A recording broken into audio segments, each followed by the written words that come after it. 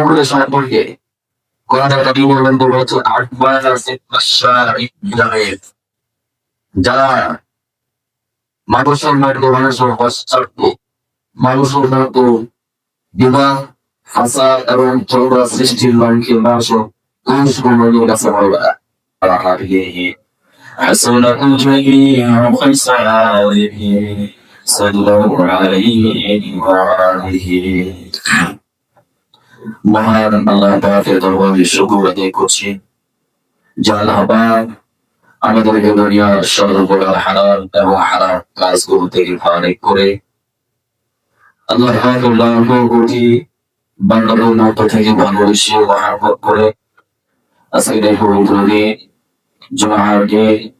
জুমার নামাজকে আদায় করার লক্ষ্যে আল্লাহ তাআলা পবিত্র ঘরে মসজিদে বসার তৌফিক দান করেছেন। এজন্য দিন থেকে কালিমা শুকর আদায় করছি সকল বলে আলহামদুলিল্লাহ।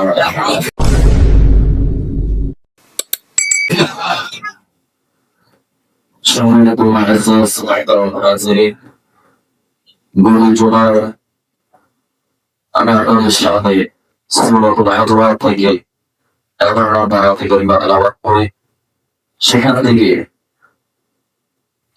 সঙ্গে সংক্ষিপ্ত আকারে বুঝিয়েছিলাম, যার মধ্যে একটা বিষয় ছিল মনের দোষ এবং মনের নারীদেরকে আল্লাহ তাআলার পক্ষ থেকে নির্দেশ দেওয়া হয়েছে যে তোমরা তাদেরকে করবে এবং তার ছিল না। 2 নম্বর বিষয় ছিল তোমরা গবেষণা করবা। 3 নম্বর বিষয় ছিল তোমরা কাউকে নামে ডাকিও না। এই 3টা বিষয় নিয়ে বলে সংক্ষিপ্ত আলোচনা করা হয়েছে। আজকে এই আলোচনার মধ্যে একটি গুরুত্বপূর্ণ বিষয় আল্লাহ পাক বলেছেন, সেই বিষয়টা নিয়ে আলোচনা করব ইনশাআল্লাহ। আল্লাহ পাক কোরআন কারীমের সূরা আল-হাসর শুরুতে বলেছেন যে তোমরা এই অমরদের মুখ সর্বদা ছিদ্র করো না, কাউকে উপহাস করো না, কাউকে অবজ্ঞা করো না। এই তোমরার মধ্যে আল্লাহ পাক কোথাও বলেছেন তুমি তাকে ছিদ্র করবে বা তুমি তাকে অবজ্ঞা করছো, হয়তো বাদের হিসেবে আল্লাহ পাকের কাছে তোমার চাইতেও বেশি দাবি বেশি প্রিয়, আল্লাহ পাক তাকে বেশি পছন্দ করে। এই জন্য মুমিন মানুষ নারীদেরকে তুচ্ছ তাচ্ছিল্য করতে আল্লাহ পাক নিষেধ করেছেন। তুচ্ছ তাচ্ছিল্য করা কয়েকটা ভাগ হতে পারে, যার মধ্যে একটা ভাগ হলো মানুষের সামনে যাকে তুচ্ছ তাচ্ছিল্য করা হচ্ছে তাকে সামনে উপস্থিত রেখে তাকে তার কোনো ছোটখাটো বিষয় দিয়ে তাকে অপমান করা, তাকে লাঞ্ছিত করা, তারপর প্রদর্শিত করা। তাফসীর মারিফুল বায়াতের মধ্যে এই আয়াতের তাফসীর করতে বলা হয়েছে চোখের ইশারার মাধ্যমে মানুষকে তুচ্ছ তাচ্ছিল্য করা যায়।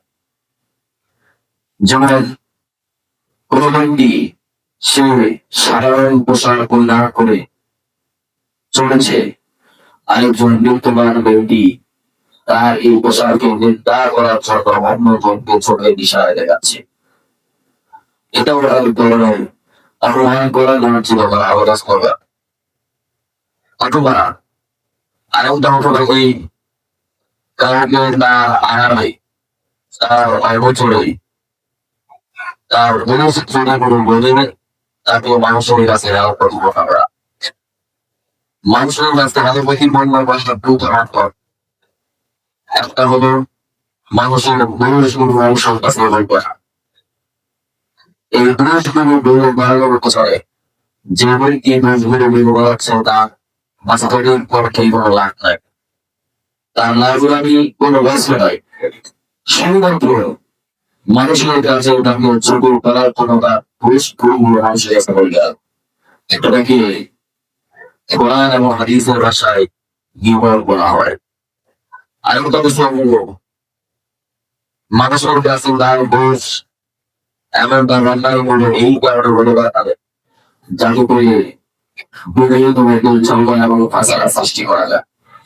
যেমন দুজন মানুষ সবসময় এক সাথে এক শব্দ উল্লাসনা করে, এই দুজনের মধ্যে থেকে একজন দূরে দূরে আরেকজনকে কানের মধ্যে এমন কিছু ঢুকিয়ে দেওয়া যায় এখন এই দুজনের মধ্যে ফাটল তৈরি হয়। এটাকে ইমান বলা হয় না, এটাকে কোরআন এবং হাদিসের ভাষায় নাটক বলা হয়, যারা সেটা হলো চুরি করা। আজকে এই আয়োজনের মধ্যে এই জুলুম করার বিষয় নিয়ে আপনাদের সাথে আলোচনা করব ইনশাআল্লাহ। আল্লাহ পাক জুলুম করে সম্পর্কে কোরআনে একটা কি বলবেন তো হচ্ছে আকবার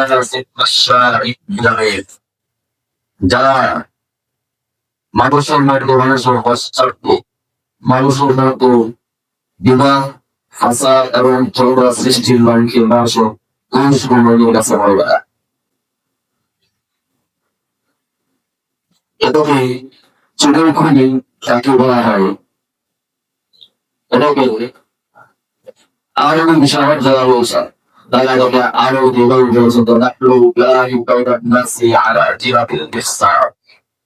মানুষকে করে বা তাড়াতাড়ি গ্রহণ করে ফাঁসার সৃষ্টি করে আনন্দ জোর করে মানে কথা চালাচালু করার মাধ্যমে এক জোড়া কথা আর এক জোড়ার কাছে লাগিয়ে দুজনের মধ্যে ফাঁসার সৃষ্টি করে তারপর জোর করে এই চোখের করে ব্যবহার করো চোখের করে মারাত্মক একটি গুণা। আল্লাহ নবী সাল্লাল্লাহু আলাইহি ওয়াসাল্লাম হাদিসে বাদ মত করেছেন, হাদিসে বুখারী এবং মুসলিম শরীফে বর্ণিত রয়েছে। আন রাসূল রাদিয়াল্লাহু আনহু قال قال رسول الله صلى الله عليه وسلم لا يدخل الجنة الأتقى وزيد رضي الله تعالى عنه আল্লাহ নবী সাল্লাল্লাহু আলাইহি ওয়াসাল্লাম বলেছেন যে চোখের উপরে কখনোই আল্লাহ পাকের জান্নাতে প্রবেশ করে না। নাউযুবিল্লাহ। তাহলে চোখের উপরে কখনোই আল্লাহ পাকের জান্নাতে প্রবেশ করে না।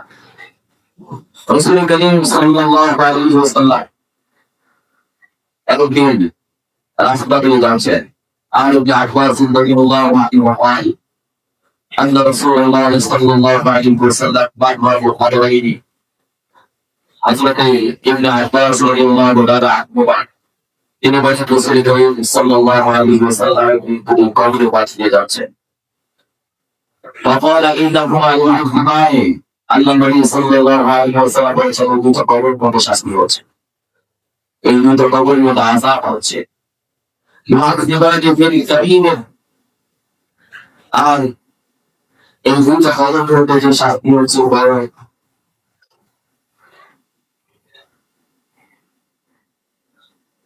বরঞ্চ কবরের মধ্যে শাস্তি হচ্ছে। রাসূল বলেছেন অবশ্যই পরকালের বিবেচনা এই দুটো গুণ আমাদের করবো না, কিন্তু মানুষের কাছে এই দুটো গুণ আপনার মনে হয় না। মানুষের বিবেচনা দুটো গুণ একেবারে ছোট্ট গুণা। আহাদুহুমা ফাকানা ইয়ামশি বিল-বাহীরাতি, একটা বার সে দুনিয়াতে মানুষের ঘুষ একজন থেকে আরেকজন বড় বড় পৌঁছে দিত।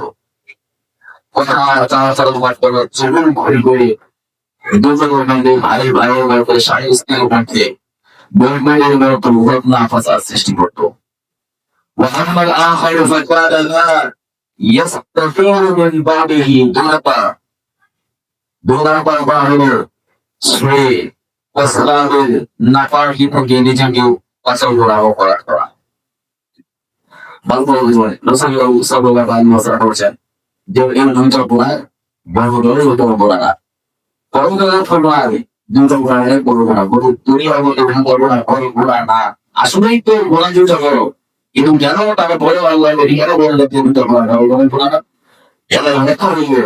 মহাপুরুষের কালাম বলেছেন রাসূল করিম সাল্লাল্লাহু আলাইহি ওয়াসাল্লাম এই ওয়াহায়ত খবর এই দুটো এমন পরিণত গুনাহ যে দুটো গুনাহ থেকে বাঁচার দ্বারা কোনো বড় বিশ্বাস করা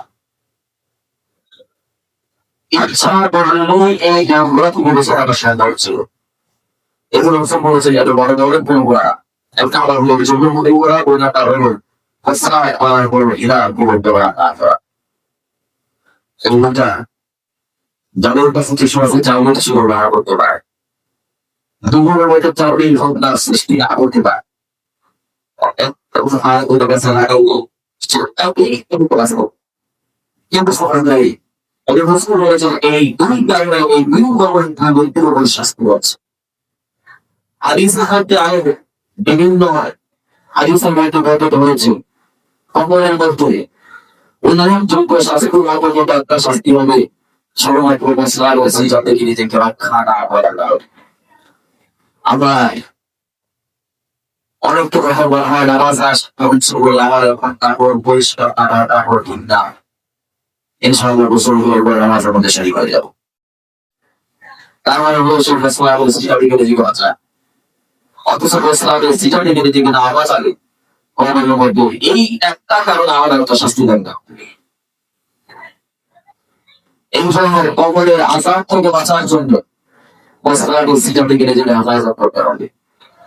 কবরের আযাব থেকে বাঁচার জন্য চোখের খুলে থেকে নিজেকে বাঁচাতে হবে। সময় ভাই আমার এটা চোখের খুলে থেকে নিজেকে বাঁচার অঞ্চল করো। রাসূল করিম সাল্লাল্লাহু আলাইহি ওয়াসাল্লামের হাদিসের উপর আমল করাটা সবচেয়ে গুরুত্বপূর্ণ। যেটা রাসূল বলেছেন তার সাহাবা নাজা যে ব্যক্তি চোখ থাকে সে ব্যক্তি মুক্তি পায় না হয়। চোখ থাকার ক্ষেত্রে বলা আমরা আমাদের সমাজের মধ্যে তাদেরকে বেশি ভালোবাসি যে একদম মাথুর লাগা সোনা কারো কাছে বলবো না, যার কথা অন্য পুরুষ করার সময় যার কথা সুন্দর হয় আমরা তাকে বেশি পছন্দ করি। আমার কেউ যদি বলে না এত প্রচুর শব্দে চলে না তখন তো তার সাথে তোমার আকর্ষ বড় একটা ঘোড়াকে আমরা আনন্দ এবং উল্লাসে পরিণত করেছি। চুরির তৈরি করা আল্লাহ পাক বলেছেন জোহর করে, আল্লাহ পাক হায়াত করেছেন জোহর করে দিয়ে বাঁচতে হবে। এটা হলো এই জায়গায় হয়তো বড় ঘন্টা শিক্ষা। তারপর এই যে বিষয়টা সেটা হলো কাউকে দোষারোপ করা, এই সম্পর্কের কথা জোড়ায়